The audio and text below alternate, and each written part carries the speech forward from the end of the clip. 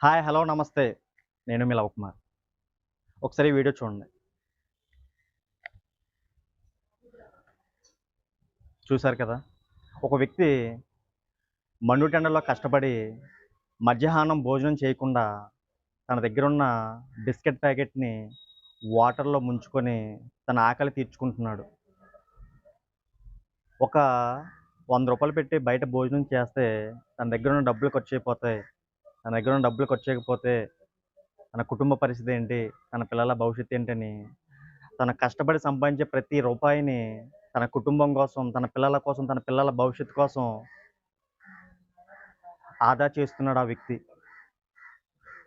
ఇలాంటి వ్యక్తులు ఎంతోమంది తమ పిల్లల కోసం, తమ కుటుంబాల కోసం తమ జీవితాలను త్యాగం చేస్తున్నారు. తమ కోరికలను చంపుకుంటున్నారు. తమ ఆశలను, ఆకాంక్షలను పక్కన పెట్టి తమ పిల్లల భవిష్యత్తు కోసం కష్టపడుతున్నారు. కానీ ఈరోజు మనమంటూ ఒక స్టేటస్‌కొచ్చిన తర్వాత, సంపాదించడం మొదలుపెట్టిన తర్వాత తల్లిదండ్రులను నిర్దాక్షిణ్యంగా రోడ్డు మీదకి నెట్టేస్తున్నాం. ఇది మన సంస్కారం. జీవితంలో తల్లి కన్నా గొప్పగా ప్రేమించే వ్యక్తి ఉంటుందా? తండ్రి కన్నా గొప్పవాడుంటాడా?